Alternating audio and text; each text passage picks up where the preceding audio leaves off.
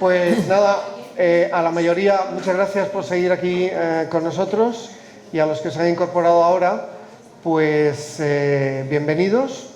Vamos a cerrar esta mañana dedicada a la idea de la capacitación, que es lo que nos pidió la Federación de Editores que organizáramos aquí en Liber. Le dimos una pensada, como he dicho, hace 2 horas, y nos dimos cuenta de que era una cosa muy variada, muy granular, muy dispersa, y preferimos optar por buscar un camino determinado, ¿no? un río, como he dicho antes, con algunos meandros, empezando por las audiencias, siguiendo por el tema del marketing, continuando con la inteligencia artificial y ahora integrando todo con la visión de los editores.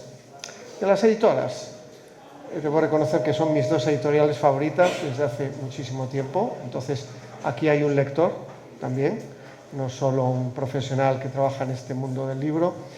Y creo que es un lujo para todos nosotros el que Ofelia Grande, que es la directora de la editorial Siruela, y Sandra Hoyo, que es la directora de Acantilado y Quaderns Crema, estén aquí para hablar de qué necesitan ellas, qué sienten ellas que son las capacidades necesarias en el sector, las suyas propias incluso y las de sus equipos, y que sigamos un poco también entresacando algunos conceptos que hemos recibido a lo largo de la mañana.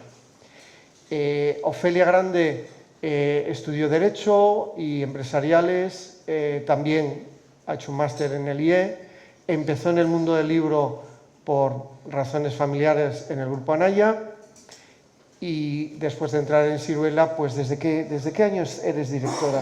Desde 2003. Desde 2003 es directora de un sello que ha crecido y que sigue también publicando libros que se sacaban hace 20 años y espero que estén presentes en muchas bibliotecas, como me pasa con Acantilado. Acantilado es una editorial que tiene algunas similitudes con Siruela, en el sentido de que yo creo que se dirigen a un público fundamentalmente lector, no de un libro al año, sino bastante lector, que integran algunas partes de ficción y sobre todo, desde mi punto de vista, de no ficción. Un amigo mío, John Juaristi, me lanzó una maldición como el dios Apolo a Cassandra hace 20 y tantos años, y es que con los años un hombre deja de leer ficción. Y casi tenía razón al 100%, ¿no? Entonces, por eso digo que son 2 catálogos de primera línea, ¿no? Bueno, vamos a empezar con una pregunta. ¿Qué competencias entendiste tú cuando te incorporaste después de estudiar en la Universidad de Pamplona, de dar clases, y te incorporaste a Acantilado con Jaume Vallcorba? ¿Qué competencias crees tú que se pedía a un editor en aquella época, cuando entraste? Buenos días y gracias por invitarme a participar en esta mesa redonda que pretende, yo creo, que ayudar un poco a tantas personas de los que nos acompañan que quieren saber un poco más, ¿no?, sobre el mundo del libro. Pues claro, yo ya hace unos cuantos años, que no tantos como Ofelia, pero bueno, más o menos, que me dedico al mundo editorial y ha cambiado muchísimo. Ha cambiado muchísimo en general y ha cambiado, desde luego, para una editorial como Acantilado, yo creo que también para una editorial como Siruela, que son muy particulares, tú lo decías, en cuanto al gusto, en cuanto al catálogo y a la manera de dirigirse. Cuando yo me incorporé a la editorial, desde luego la parte de redes sociales, la parte más tecnológica, ¿no?, y más de cara al público no era tan importante, y lo que se requería para trabajar en una editorial como Acantilado, más allá de las destrezas propias de cada departamento, porque como en todas las editoriales medianas hay muchos departamentos y en cada uno de ellos pues necesitas unos conocimientos más específicos, no es lo mismo derechos que comunicación o que edición de mesa, que es donde empecé yo. En una editorial como Acantilado necesitabas tener un bagaje cultural importante, mucha curiosidad y ganas de aprender y mucha paciencia, porque el trabajo de edición de mesa requiere de tenacidad, de paciencia, de repetición, de revisión, de un cuestionamiento constante de lo que estás leyendo y de lo que ya has hecho y das por bueno, ¿no? Que esto es bastante intangible, entiendo. No estamos hablando de un perfil, de algo que se pueda localizar en una diplomatura o en una licenciatura o en un máster, ¿no? Creo que con el paso de los años y con el nacimiento de los másteres que intentan canalizar conocimiento, perfiles y conducirlos hacia el mundo profesional y al desempeño profesional, se ha ido perfilando un poquito más, en principio, los requerimientos, ¿no?, de una persona que se postule para trabajar en el mundo editorial. Pero fíjate que yo creo que lo que era útil para mí hace 18 años no está muy lejos de lo que yo necesito hoy en día para alguien que toca la puerta de la editorial, ¿eh? Con todos los cambios enormes y dando por hecho que antes hacíamos unas cosas y ahora hacemos unas cosas más muchísimas otras cosas en la editorial. Y en el caso tuyo, Ofelia. Bueno, buenos días, gracias por invitarme. En el caso mío, pues es bastante parecido a lo que está contando Sandra. Obviamente, dentro de una editorial y sus diferentes departamentos, pues hay que tener, y había que tener entonces, eran distintas habilidades, pero hay habilidades técnicas dentro de los departamentos que han ido cambiando, pero que había que tener las suyas propias del momento, pues para el diseño, para la maquetación. Obviamente, si entras en un departamento de administración, pero cuando la gente te pregunta por ser editor, yo creo que todo el mundo está pensando casi en lo mismo. O sea, ser editor, esa persona que elige lo que se publica y luego hace que eso se publique y hace que, en la medida de lo posible, que se venda y que se lea. A mí una vez, hace un montón de años, en la Feria de Frankfurt, y estoy hablando hace más de 30 años, alguien me dijo: un editor es una persona que va con una libreta apuntando cosas. Y es un poco verdad. O sea, tú vas con una libreta apuntando cosas en el sentido de lees una reseña en un periódico extranjero de un libro que, por lo que sea, está teniendo unas críticas fabulosas o un éxito increíble de ventas, o, de ser posible, ambas cosas. Lees que hay una tendencia en el mercado que, aunque tu editorial no sea de esas que sigue exactamente las tendencias, pero las seguimos en cierta forma o a nuestro modo. No me refiero tanto a tendencias como, qué sé yo, ahora está de moda eso que los sajones llaman romantasy. Bueno, pues no es que vayamos, que no tengo nada en contra de publicar. Esta mañana hemos hablado durante una hora sobre eso. No tengo nada en contra de eso, pero cuando me refiero a las tendencias es más, se está leyendo más no ficción, se está leyendo más ficción, parece que la narrativa policíaca vuelve a estar de moda o no ha dejado de estar de moda nunca. Nosotros, en el caso de Siruela, tenemos un catálogo,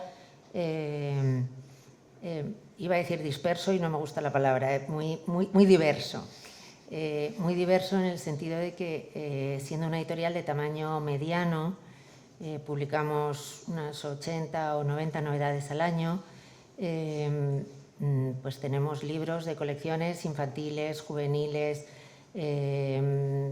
literatura narrativa contemporánea, clásicos, ensayo más divulgativo, ensayo más científico, ensayo más lo que se llamaba ensayo, no la no ficción. Entonces sí que aspiramos a que cualquier lector pueda encontrar dentro de nuestro catálogo un libro que le guste o un libro con el que se sienta identificado o por lo menos cómodo y que le interese como lector. Y para eso, pues las habilidades son muchas, las habilidades técnicas que tienen que ver con el proceso, son habilidades que se aprenden o que se pueden aprender. Es decir, se aprende a diseñar, se aprende a maquetar, pero hay cosas que no se aprenden más que con la experiencia, yo creo. O sea, no sé quién te enseña a tener un gusto determinado, mejor, peor. Quiero decir, cada editor, los editores tenemos un gusto concreto,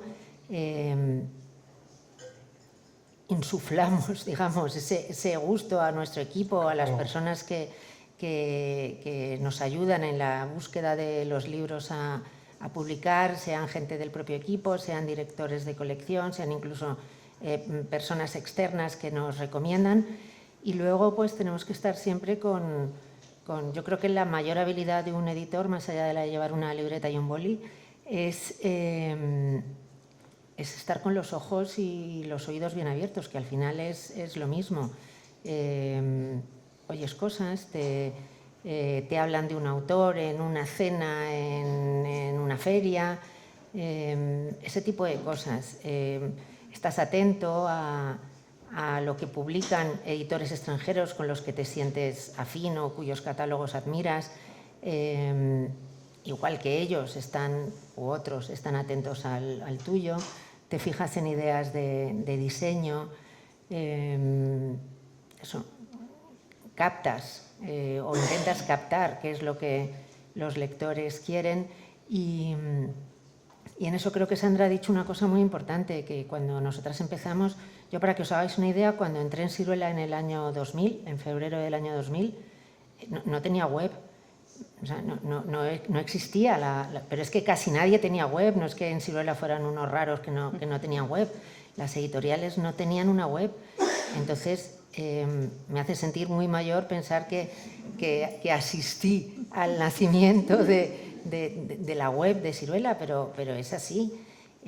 No había muchas cosas, no existía el control de cambios y por tanto los editores de mesa imprimían el libro, se lo mandaban en unos sobres acolchados a los autores a no sé dónde, que algunos estaban en Murcia pero otros estaban en Estados Unidos, y se le mandaban, entonces con un lápiz pues les ponían las correcciones y al lado el autor ponía si le parecían bien o no. Esto es una cosa que nos parece ahora iba a decir del siglo pasado, es que es del siglo pasado, o casi, pero que nos parece de hace 200 años y no somos tan mayores. Quiero decir, estábamos ahí cuando pasaba eso. Las fotos, cuando un autor tenía una foto de su infancia que quería en la portada de su libro, te la mandaba en un sobre certificado.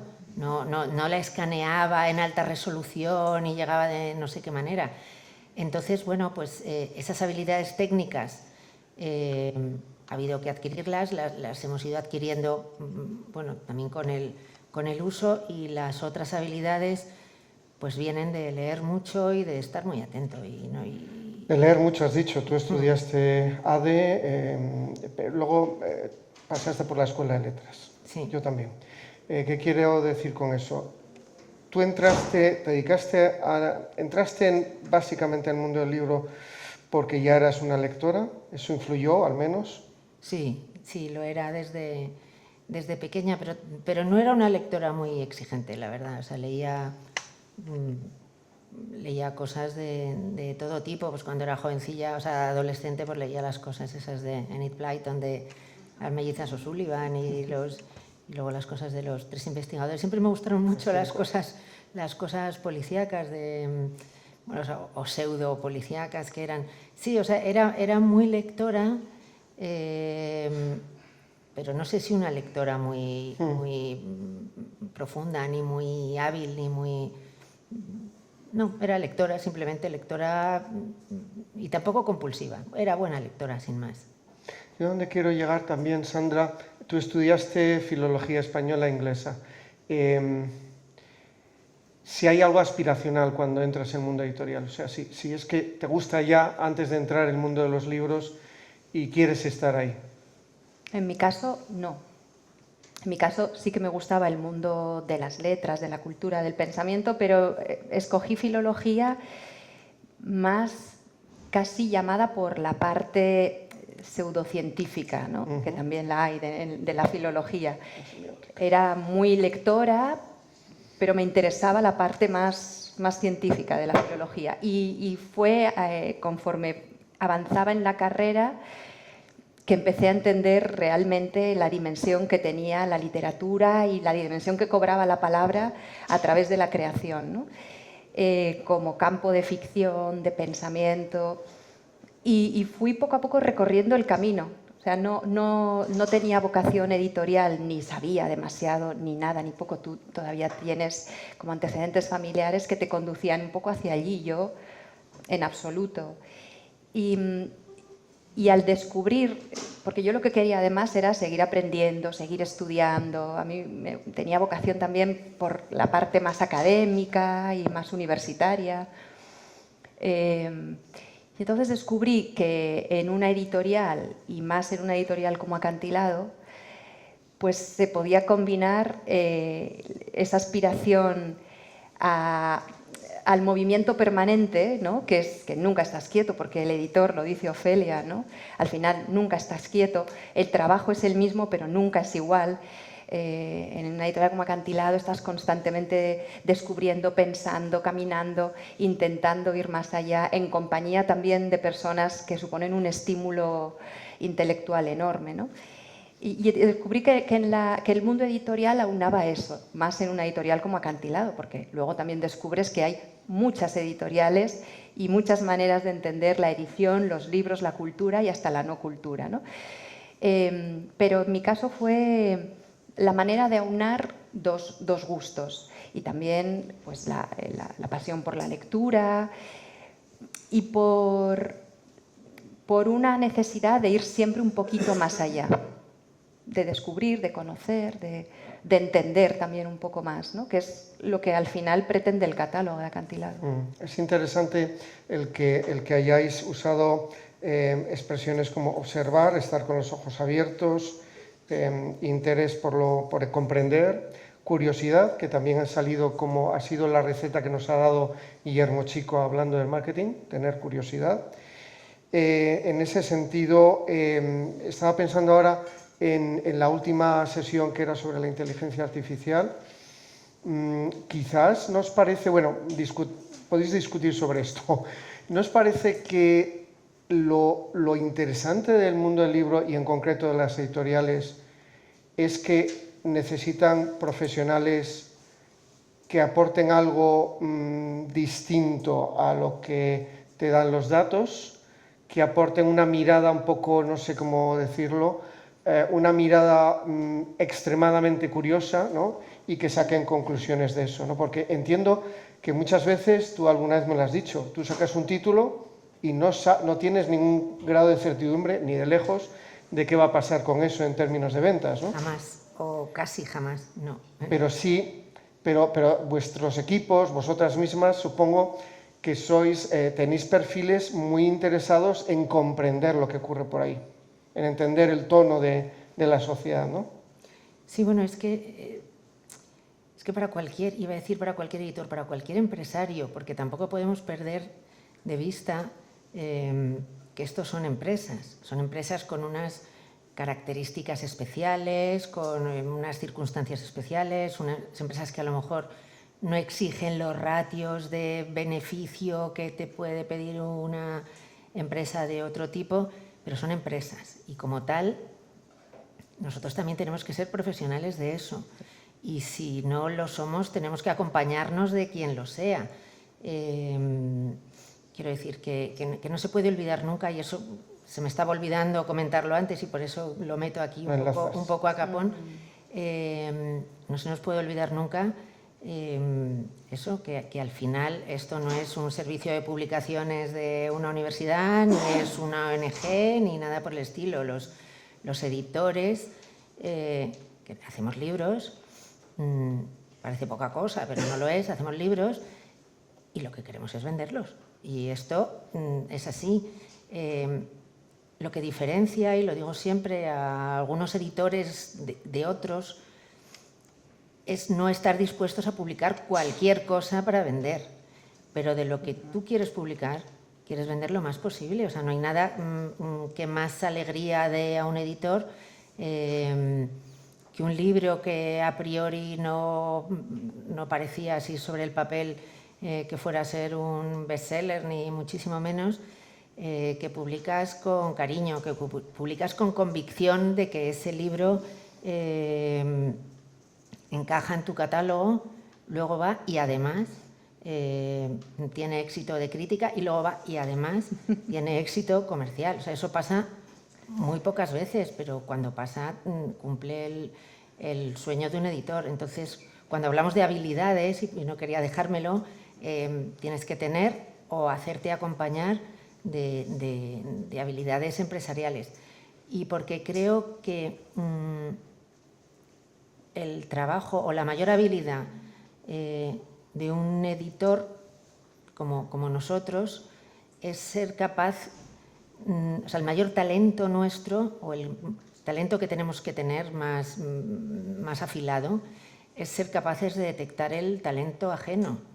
El talento ajeno en los que escriben, el talento ajeno en los que ilustran, el talento ajeno en los que traducen, el talento ajeno en quien vende los libros, en quien los distribuye. O sea, todos son mecanismos y si tú eres capaz de rodearte en todos los aspectos de tu editorial de los mejores editores, los mejores autores, obviamente a los que puedas tener acceso por otra serie de circunstancias, los mejores colaboradores, los mejores distribuidores, los mejores todo, bueno, pues eso es lo que te garantiza, nada te lo garantiza, eso es lo que te ayuda a dirigirte hacia el éxito de la editorial. Pero me he olvidado la pregunta. No, ha sido a lo que estaba planteando. ¿Y tú qué opinas sobre eso?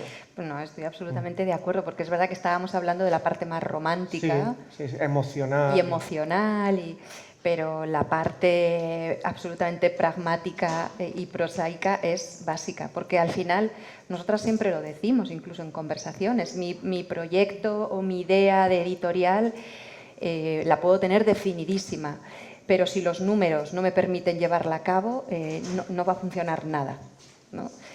Entonces, es cierto que yo creo que a menudo los estudiantes desestiman, incluso desprecian un poco esta parte porque consideran que entra en conflicto con lo más romántico y lo más vocacional y lo más hermoso del mundo editorial. Pero si eres el propietario, el director de una editorial independiente obviamente, tienes que tener un perfil empresarial y entender que una parte de tu día se dedica a esto. Una parte importante de tu día se dedica a esto. Y además no te tiene que molestar porque puedes tener un problema muy grave, ¿no? Lo que dice Ofelia. Si no eres un director editorial en un y sello, tienes delegado, o eres un director editorial en un sello, en un grupo, y la parte comercial, empresarial está depositada en otro sitio, ¿no? La idea de que se cerrara la mañana con vosotras era buscar dos editoriales que son bisagra, que quiero decir, pues que tienen esa visión empresarial y también esa visión empresarial está completamente vinculada a la mirada hacia el catálogo. No es como un gran grupo que las cosas están más parceladas, ¿no?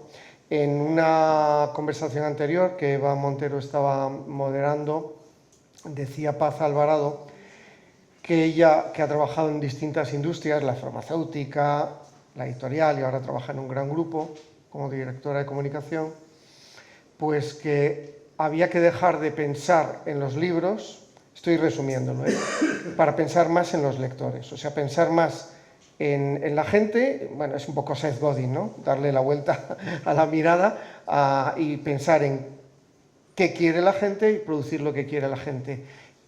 ¿Cómo procesáis eso? Una editorial como Acantilado o Siruela, ¿cómo se puede procesar esa afirmación y transformarla seguramente, ¿no? Bueno, la transformamos. Sí. O sea, en nuestro caso, y yo creo que en el de Ofelia segurísimo que también, el lector está presente constantemente. ¿Pero en qué medida o en qué sentido? Pues en tanto en cuanto yo tengo un respeto enormísimo por tantos lectores fieles que siguen el sello. Y lo manifiesto y lo demuestro ofreciéndoles un libro muy bien editado, muy cuidado, con una calidad en la factura bastante notable. Eso es una muestra de respeto por el lector. En ese sentido, tengo presente al lector y lo cuido a través de las librerías. Ahora, lo que no hago es trabajar pensando en qué quiere, porque ahora les gusta, ahora lo que se lee, lo que decía Ofelia, ¿no? Es la novela sueca policíaca o la novela pseudo-romántica subidita de tono con fantasía sexual, erótico, festiva. Pues no, en ese sentido no. Nuestra propuesta es diferente, es otra cosa, no es lo que demanda el público. Es... El público en general. ¿Y qué opina la señora Grande? Del público en general. No. ¿Qué opina de lo mismo que ha opinado Sandra? Porque sí. Ahora os voy a hacer otra pregunta que no tiene que ver con el público en general. Sí, pues estoy de acuerdo con Sandra. O sea, nosotros miramos a los lectores en el sentido de que toda nuestra pretensión es no defraudarlos. Que cuando lean un libro nuestro, pues piensen que tiene... puede gustarles más o menos, porque eso no te lo puede garantizar nadie, pero que no es una engañifa, que no es un libro, y que no es un libro mal hecho tampoco en cuanto a factura física. Y a veces, bueno, cuando vemos también los costes de producción de los libros, a veces piensas... espero que lo estén apreciando, porque este libro me podía salir de coste de producción la mitad o menos. En la mitad. Y no, porque le estoy poniendo unas guardas de color y le estoy poniendo una tapa dura de no sé qué y le estoy poniendo tal cosa.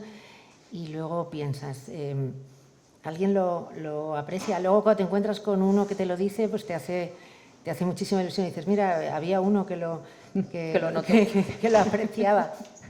No, pero ahora en serio, o sea, nosotros en lo que más miramos a los lectores, sobre todo ahora a través de los departamentos de comunicaciones, es en descubrir dónde están, o sea, buscar dónde están los lectores, incluso los lectores a los que no hemos llegado nunca. Vale. Porque antes has usado el término nuestros lectores y la segunda pregunta que os iba a hacer era sobre si tenéis un perfil o una serie de perfiles de lectores establecidos, y ahora tú dices que además queréis llegar a otros, claro. Lo cual es muy lógico, ¿no? Claro, sí. Algunos porque van desapareciendo por arriba por causas de la naturaleza. Causa mayor.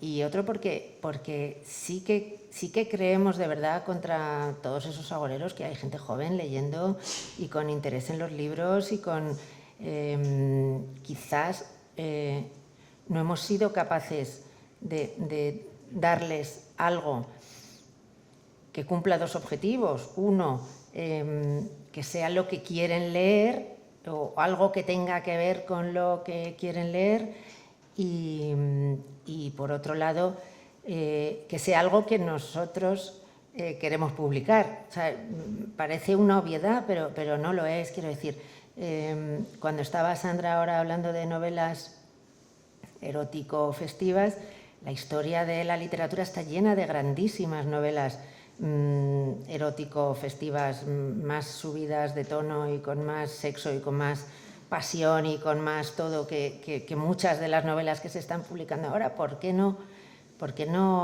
publicar eso? Nosotros hemos sacado, por ejemplo, este verano una nueva traducción de Las amistades peligrosas, bueno, pues que cumple esos objetivos eróticos festivos. Y siendo como es un gran clásico de la literatura. Bueno, pues a veces los lectores también no leen algunos libros porque no saben que existen o no están a, Fíjate, yo no están a su disposición. Creo que lo que es muy interesante para la audiencia es que nos digáis vuestra opinión respecto a esto de los perfiles. ¿A qué me refiero? ¿Tenéis en vuestro equipo gente que diseña o que tiene una percepción del perfil que lee acantilado? No, que es muy típico en marketing. Nos lo imaginamos, Bueno, nos lo imaginamos. Distintos perfiles. Pero después te sorprende. Sí. Ajá. Te sorprende porque vas a la Feria del Libro de Madrid en donde estás a pie de calle, Sí. en la paradita, atendiendo y viendo quiénes son esas personas que se acercan a tus libros, y te sorprende para bien. Porque es verdad que tú te haces una idea, y afortunadamente una idea que está basada no en una intuición, ni siquiera en unos datos sí. fehacientes, ¿no? Y de repente te encuentras una variedad que es muy sana y que, bueno, y que es además la deseable. Porque es que a mí me parece muy poco interesante lo de trabajar, para mí, pensando en un perfil. ¿En qué perfil pienso? Pues en uno muy genérico, un lector curioso y con ganas de dejarse seducir. Bueno, puede ser un perfil o varios perfiles. Que son varios perfiles, pero creo que la premisa es la curiosidad, de nuevo, ¿no? Como tú decías. Y ganas de entender las cosas desde otro punto de vista. Y bajo este paraguas, pues es que hay hombres, mujeres, jóvenes, mediana edad. O sea, Pero no tenéis un trabajo ni No. necesitáis... Vale. no. Entonces le damos la vuelta a la perspectiva. ¿Tú te sientes como una autora de un catálogo? Sí. Claro, o sea, la perspectiva de vuestras editoriales es que lo que hacen es definir algo que cuando uno lo ve dice, ah, es que es lógico que lo saque Siruela, es lógico que lo saque Acantilado, ¿no? Y no a la inversa. Sí, un catálogo que tenga sentido Sentido en en él sí mismo. Sí, Sí. responde a una idea. con pequeñas meteduras o grandes Seguro. meteduras de pata en algunas ocasiones, o con cosas que deberían estar y faltan. Quiero decir que el catálogo tiene sentido, y también como editor elaboras un relato sobre eso. Al final somos del mundo de la comunicación, y uno puede hacer un relato sobre muchas cosas. Todos metemos la pata también, publicamos libros que dices luego, que tampoco es que estén muy mal, pero que dices, ¿para qué? O sea, no ha aportado...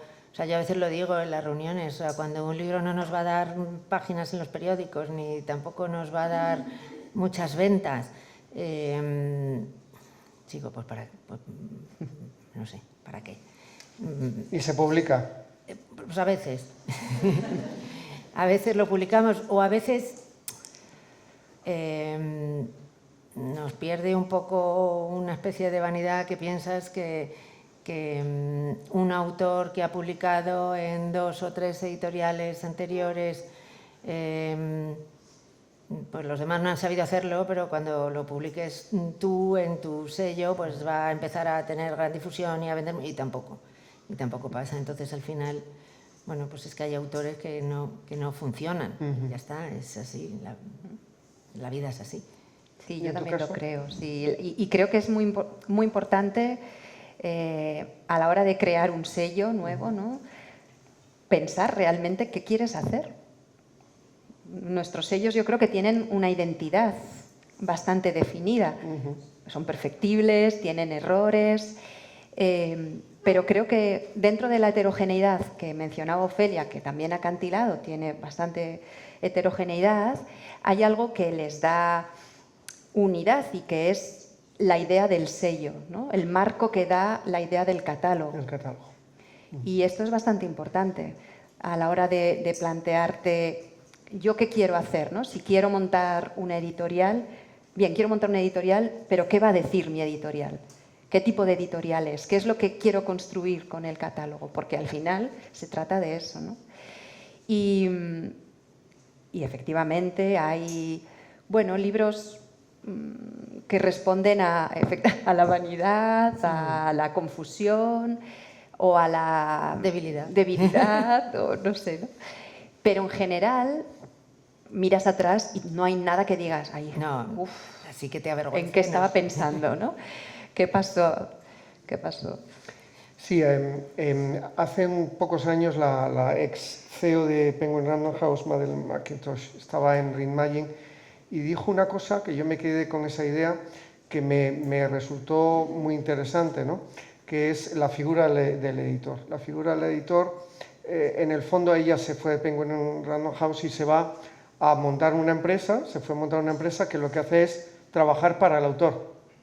pero desaparece la autoría del editor, el sello de la editorial. Y yo he seguido pensando en esto. Ahora os voy a hacer una pregunta que es, vamos a situarnos en el futuro. Imaginemos que tenemos todos robots en casa, o sea, dentro de unos 8 años más o menos, y que no tenemos que trabajar, etcétera, etcétera. No va a ser, ¿qué os parece? No va a ser lo analógico y lo, digamos, propio de un catálogo, el sello determinado, una cosa casi lujosa, una cosa de valor, de un valor muy superior a lo que pueda escribir una máquina, por ejemplo. Igual que será un lujo pues escuchar un cuarteto de cuerda en vivo, ¿no? Y un lujo que se pagará bien caro, creo yo, ¿no? ¿Os parece que hay algo en las editoriales como las vuestras que buscan esa referencia de catálogo, además de hasta la apariencia física de los libros? Yo me acuerdo de una larguísima conversación con Jean-Marie Corba, porque hablando de diseño, ¿no? Porque el diseño de cada una de las colecciones de Siruela ya está marcando que hay ahí, ¿no? O sea, si os situáis dentro de 10 años, ¿cómo veis esta historia? Pues mira, yo no la veo de ninguna manera. Lo que digo es cómo me gustaría que fuera, y me gustaría que esto que estás diciendo fuera así. Pero no sé si tengo tan claro. 8 a lo mejor son pocos años, pero 80, no lo sé, seguramente no lo veamos, con lo cual igual no nos toca. Ofelia, nosotros organizamos llevamos ya, estamos preparando la 3ª edición de un evento dedicado a la IA para el mundo del libro. De un año para otro. Cambia todo. Totalmente. Claro. Y yo ahora, hablando con la gente que viene y tal, la verdad es que lo de los 8 años me parece muy lejano. Sí, puede ser, no lo sé. Por más miedo todavía, ¿no? Sí. No lo sé. Y yo no le tengo miedo a la IA, ¿eh? O sea, yo creo que es una herramienta maravillosa, una herramienta utilísima, y que cuando mejore más, que mejorará más, y que será cada vez más lista y más inteligente y todo, pues que nos ayudará mucho. Pero si detrás de una inteligencia artificial no hay una inteligencia natural, creo que vamos al caos. Pero una inteligencia natural con habilidades para utilizar bien la inteligencia artificial, yo creo que es una grandísima mejora. O sea, a mí no me gusta pensar, o sea, esa gente, o sea, a lo largo de los más de 25 años que llevo en el mundo del libro, he visto hecatombes de estas que luego nunca lo fueron. Pues eso, los libros electrónicos, se acabó el libro en papel, ya nunca más, de aquí a 5 años estamos todos arruinados y tal y cual. En Estados Unidos, en el año 2015, el 80% de las lecturas van a ser en electrónico. Pues no ha pasado, no ha pasado. Entonces esa ansiedad anticipatoria en la que vivimos, pues bueno, pues yo creo que tenemos que vivir todo más relajadamente, ir aprovechando en cada momento lo mejor que esas cosas te puedan ir ofreciendo. Nosotros yo creo que fuimos la primera editorial que no fuera de un gran grupo que entró en Libranda para el libro electrónico. Sí.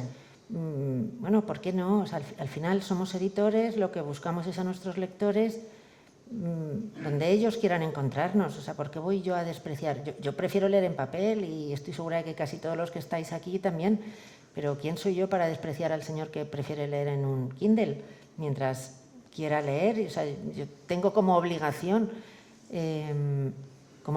con mi autor y con mi sello, igual que tengo obligación con el autor de que su libro esté en una librería de Algeciras o de Santiago de Chile, tengo obligación con mi autor de que esté en todas partes donde un posible lector quiera encontrarlo. Entonces, bueno. Pero ¿no os parece que, hablando de capacidades, quizás el perfil que se puede definir por vuestra parte de alguien que se incorporaría en el futuro a una editorial como las vuestras fuese un perfil que solo un ser humano puede encajar, porque oyéndose hablar, curiosidad, capacidad de relacionar unas cosas con otras. Sí, yo sí que lo creo. Desde luego, en cuestiones de IA aplicado al sector editorial, tú sabes muchísimo más que yo. Pero es que creo que más Por eso allá... estoy asustado. Claro, por eso no nos lo cuentas todo y por eso estás asustado. Pero fíjate, creo que hay una parte que no tenemos en cuenta y que es bastante interesante, ¿no? Y es que más allá de la aplicación instrumental, que es obvia, evidente y que ya está, no es un futuro lejano, es que ya está, ¿no? En mayor o menor medida, con más profundidad o menos. Yo creo que a literaturas, a sellos como el nuestro, tienen o se nutren de una noción de creatividad que por el momento, y yo sin estar demasiado informada, intuyo que es única y exclusivamente humana, en el sentido de que la creatividad de verdad, la que a mí me interesa, nace de la apretura, la apretura de verdad. O sea, y ya no digo de las condiciones más o menos dolorosas, de falta de libertad, que también, ¿no?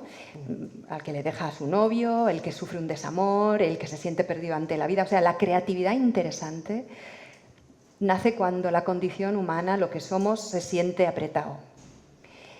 Y esto es además cambiante, porque el ser humano, en la medida en que sea humano, y parece que esto seguimos siéndolo, va a seguir sufriendo, padeciendo y estando en esa intemperie de la vida, ¿no?